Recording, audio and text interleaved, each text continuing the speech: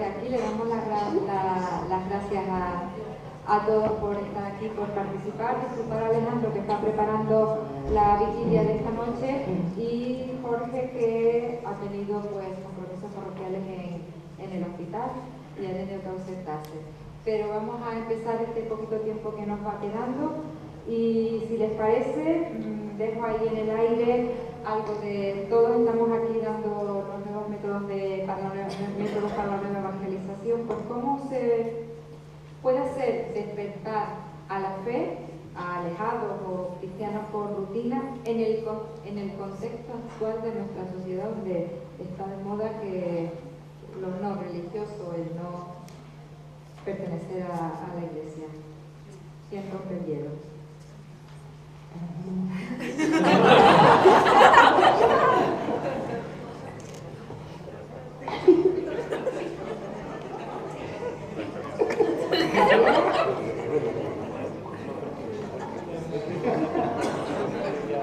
A ver, venga. Tote, hablamos. Acabo de hablar, Yo he hablado 2 horas. Miguel Ángel, venga. Le pido disculpas a todos aquellos que me tuvieron que escuchar. ¿Me puedes repetir otra vez la pregunta? Concretamente, darle una línea. O sea, que cómo podemos hacer que Los alejados, los que no creen, pues cómo presentarles la fe. ¿Cómo presentarle la fe a los alejados o los que están dentro de la iglesia? A los alejados. A los alejados. Bueno, hay un proceso muy importante que era parte de lo que hablábamos con lo de la fe de los jóvenes, que era algo que yo les mencionaba en el taller, que hay que comprender el mundo donde estamos, hay que estudiar la evangelización. Evangelización no es hablar de Cristo y punto, evangelización es saber cómo hablar de Cristo en el lugar. Entonces es muy importante que cuando vayamos a un lugar podamos examinar dónde estamos hablando, que cometemos el error, ¿verdad?, de creer que siempre la manera en que fuimos evangelizados es la manera en donde todos van a responder. Y hablábamos de un ejemplo como el de San Pablo, cuando llega al Areópago, él ve cómo se le habla a gente que es politeísta, cómo se le habla de un solo Dios cuando creen en tantos dioses. Y San Pablo llega a donde ellos y empieza a ver al Areópago, el Dios de la luna, el Dios del trueno, el Dios de todo, y ahí está el espacio del Dios desconocido. Y cuando ve que hay un espacio para iniciar el querigma, iniciar el mensaje de salvación, no inicia el querigma como se le iniciaría a un judío, inicia el querigma como una persona propia que cree en muchos dioses, introduciendo el concepto de que pudiera existir un solo Dios. ¿Qué tal si hablamos de eso?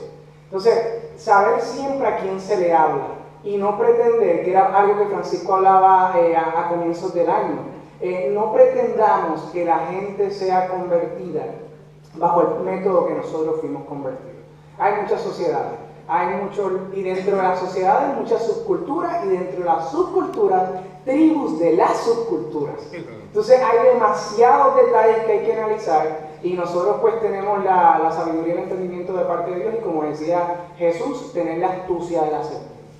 ¿Cómo lo haría la serpiente? Tener contrainteligencia, que era algo que hablaba en mi taller. ¿Cómo saber cuál es una vez tenga la estrategia, cómo saber tener una segunda estrategia cuando me bate en mi estrategia?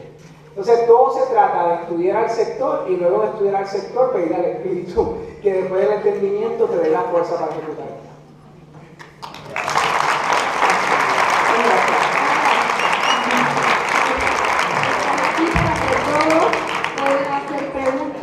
Si alguien tiene alguna pregunta que hacerles, porque lo puede hacer, pues, ¿cómo se dice?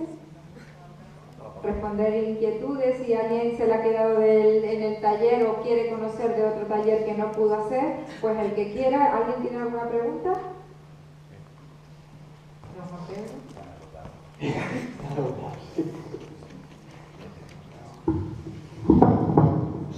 Buenas tardes, me llamo Juan Pedro, soy el rector del seminario y quería aprovechar la ocasión para ahorrar espacio con una felicitación, los felicito a todos, ¿no?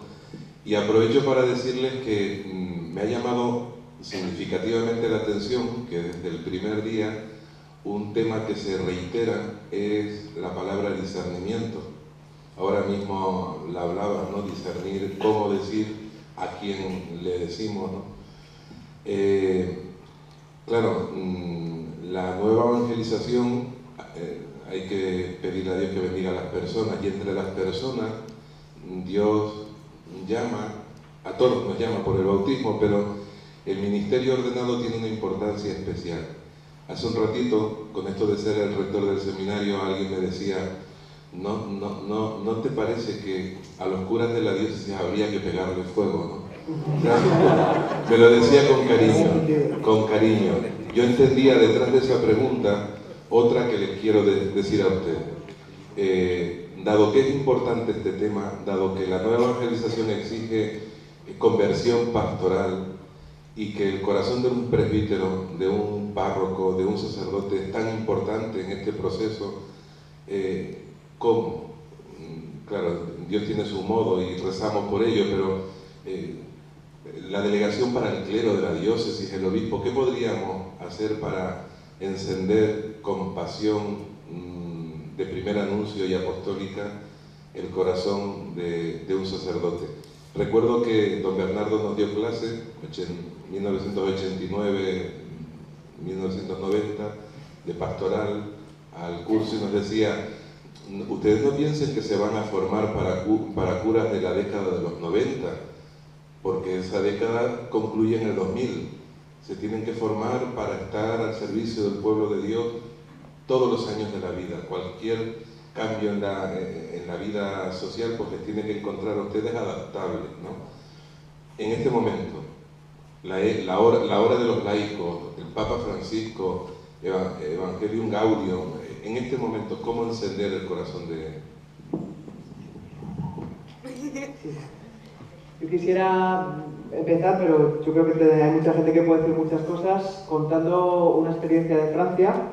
En Francia, la gente de Alfa se asoció con Talenteo, son gente católicos que se dedican al coaching profesional y han empezado un itinerario de liderazgo para sacerdotes bajo la premisa de que si queremos una conversión pastoral, lo primero son los pastores, y no solo la conversión del pastor, porque muchas veces, aunque sea un tópico, pues ¿quién evangeliza al evangelizador? ¿Quién cuida al pastor? ¿Quién pastorea al pastor? ¿No? Que es la labor del obispo y la labor de las diócesis y la labor de un seminario, pero en un cierto sentido se está discerniendo un tercer paso. Nosotros, por lo menos en lugares como Lene, estamos viendo que más allá de la evangelización y del discipulado, hace falta recuperar o lanzar una cultura de liderazgo en la Iglesia, y esa cultura de liderazgo pasa primeramente por la persona de los pastores. Entonces, yo creo que va un poquito implícito en el tema de las olas, no se menciona directamente el papel de los sacerdotes, pero es que pasa todo y lo estamos viendo allá donde hay métodos, allá donde hay comunidades que surgen, el sacerdote es la clave. Y una cosa es cambiar de esa mentalidad, pues que es un poco trentina, ¿no? Y decir, bueno, el sacerdote es el que lo hace todo y es el responsable a esa corresponsabilidad bautismal, pero hay una carencia en el tipo de formación que estamos viviendo, que a lo mejor en los 80, los 90, los 70, no sé, en cuanto a ese liderazgo y en cuanto a esa capacidad de esos pastores. Entonces, trabajar con ellos en procesos de discipulado para los propios sacerdotes. Es decir, ¿cuántos sacerdotes necesitan ser cuidados, necesitan no solo entrar en la visión, sino ser equipados también, porque han vivido, como me dijo un vicario, a mí me dijo un vicario general, a mí me enseñaron a santificar, no a evangelizar, ¿no? Y es por eso, porque muchas veces existe ese desconcierto. Entonces yo creo que hay un camino en el liderazgo. Eso sería una primera respuesta que yo daría. Y ese liderazgo tiene que ver con un liderazgo pastoral, que es mucho más que un liderazgo cristiano, que un liderazgo secular, ¿no? Que solo sería algo técnico, como quien dice, de marketing. No. El liderazgo tiene que ver con conducir tiene que ver con pastorear pasa por los pastores y al lado de esto empiezan a surgir movimientos de oración por los sacerdotes, ¿no? que están intercediendo, ¿no? Entonces yo creo que son los dos juegos en los que tenemos que trabajar y salir de esa mentalidad tan de Trento que en un cierto sentido era buena para su momento, pero que aísla al sacerdote de la comunidad, porque muchas veces la sirve, pero no tiene dónde alimentarse, ¿no? Como dice San Agustín, yo soy obispo para vosotros, cristiano con vosotros, ¿no? Encontrar esa manera de reconjugar todo esto en torno a unas parroquias y una realidad evangelizadora, ¿no? Esa es mi primera respuesta, pero hay más, seguro. Yo en la misma línea de Tote diría, primero, desresponsabilizar al sacerdote, decirle, no depende de ti la evangelización de Tenerife, depende de un cuerpo, de la Iglesia, ¿de acuerdo? Tú eres la cabeza de ese cuerpo, el obispo y colaborador. Y ese liderazgo, estaréis de acuerdo que tiene que ser el liderazgo de codirigir la corresponsabilidad, que eso cuesta. Se nos educó a ser el párroco que manda. Y mientras la Iglesia no cambie lo del celibato obligatorio para los sacerdotes, y se ve en los presentes, en los próximos años tiene que haber una muy buena alianza entre el sacerdote como liturgo, como la persona que ha estudiado más años teología, y el laico que domina más los medios de comunicación, la música. Tenemos que tener una muy buena entente y tiene que haber un coliderazgo, porque cada vez hay más laicos que, casados y con hijos, viajan, se liberan y por tanto devienen líderes en primer anuncio, devienen líderes en primer anuncio a los jóvenes con música, con nuevos lenguajes. Entonces ahí vendrá un elemento que se tendrá que saber conjugar. Parte del secreto de los próximos 15, 20 años es cómo conjugar de buen rollo, por el Espíritu Santo y con astucia, con humildad por ambas partes, con mucha magnanimidad por parte de los ordenados y con mucha paciencia, como ya tienen los laicos. Este será el secreto de uno de los éxitos.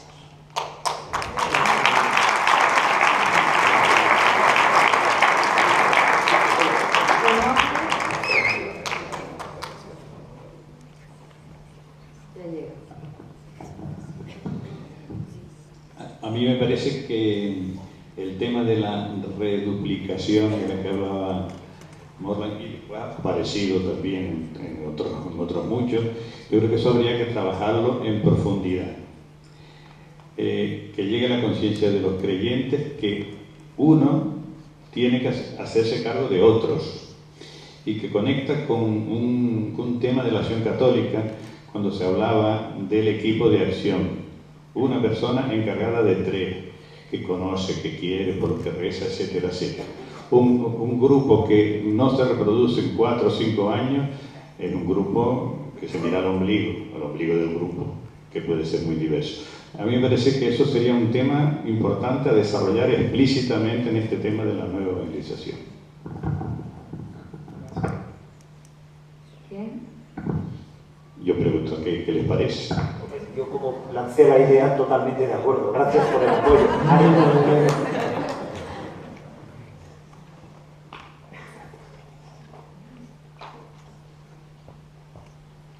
Y ahora Ricardo Renese. Yo no sé si te voy a contestar, porque tampoco sé si hay preguntas así muy claras, más que nada más que yo Es una reflexión, ¿no? No hacemos que sea una pregunta. Por eso.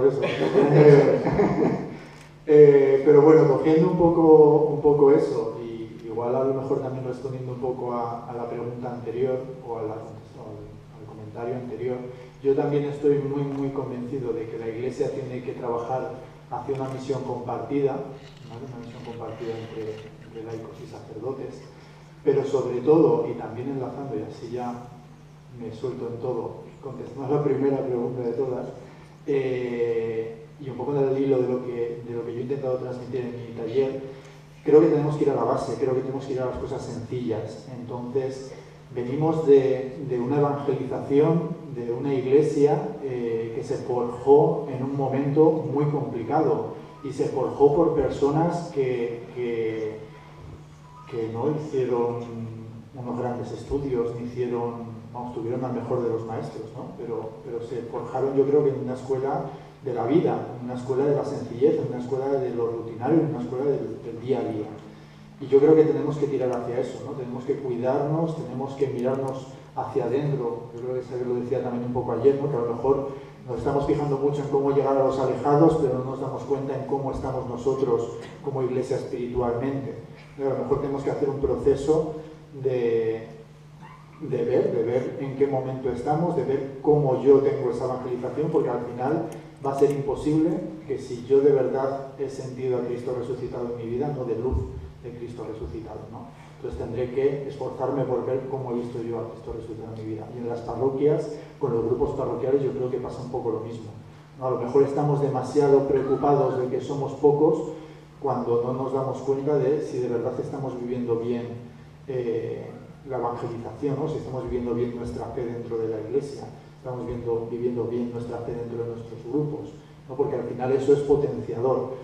Yo que llevo muchos años en grupo, sí que he visto claramente épocas en mi grupo que nos hemos mirado el ombligo y al final nos hemos dado cuenta que no estábamos viviendo la fe como la teníamos que vivir, y en el momento en el que se vive la fe desde lo rutinario, lo sencillo, la oración, sin grandes movimientos, o sea, sin grandes cosas extraordinarias, es cuando la gente ve algo especial en ese grupo y empieza a entrar otra vez a ese grupo, ¿no? Y sin quitar que sí que de verdad tiene que haber alguien que haga evangelización a los alejados, sabiendo, como decían, a quién va dirigida, cómo va dirigida, con un método, vendiendo, y permítanme el verbo, bien el mensaje, porque no se puede vender de cualquier manera, y porque además vivimos en una sociedad, y con esto ya termino, vivimos en una sociedad que ya nos conoce, ¿vale? Que ya conoce qué es el cristianismo, que ya conoce qué es la iglesia, por lo menos en teoría, y o les vendemos una vivencia o la teoría se sabe.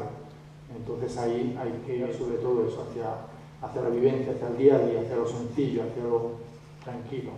Hacer las cosas como si dependieran de mí, sabiendo que no dependen de mí. Yo no convierto a la gente a la que se convierte porque ve a un Dios al que yo presento a esa gente.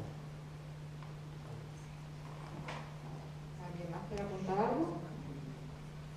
Pues teníamos aquí a los sacerdotes, a ver si hay alguien que... Hola. Perdón, yo sí quería contar algo. Mi nombre es Lourdes y vengo desde la Parroquia de la Cruz del Señor, soy una feligresa. Creo que es importante que cuente un poco mi vivencia, porque doy fe de que la nueva evangelización en mí ha funcionado. Yo era una persona, no sé si estoy... Bueno, la gente que estuvo antes en el curso Alfa sabe lo que voy a contar, pero creo que es bueno que lo cuente al resto de los que estamos aquí. Yo hasta hace 3 años era una persona que creía, bueno, conocía, pero no creía ni sentía. Pero mi hijo comenzó en la catequesis de la comunión y yo fui a la catequesis de los padres y ahí se me despertó un poco el saber. Yo demandaba mucha información y mi catequista me derivó a hacer el curso Alfa. Lo hice y recibí el Espíritu Santo. Les cuento todo esto porque sé lo que demandan los que no creen. Los que no creían, los que no creen como yo, ahora sí creo, demandamos información. Queremos saber. No se puede creer en lo que no se conoce. A raíz de este despertar me he involucrado mucho más en mi parroquia y hemos hecho unas jornadas donde hemos evaluado el año completo y hemos comentado qué falla y qué funciona en nuestra parroquia. Hemos hecho 8 grupos diferentes y todos hemos coincidido de que queremos que nos enseñen más y nos expliquen más de forma llana todo lo que vemos, por ejemplo, en la ceremonia, en la misa. No entendemos por qué se lee en el ambón y se platica en el otro lugar. Yo no sabía que se invocaba a Jesús con las manos. Todas esas pequeñas cosas que para vos, los que sabéis, lo sabéis. Los que no creíamos no lo sabemos. Necesitamos información y queremos participación. Queremos que nos hagan partícipes de lo que ocurre ahí, tanto adultos como niños. Hacer las ceremonias más alegres y más participativas. Bueno, pues eso era lo que quería compartir. Muchas gracias.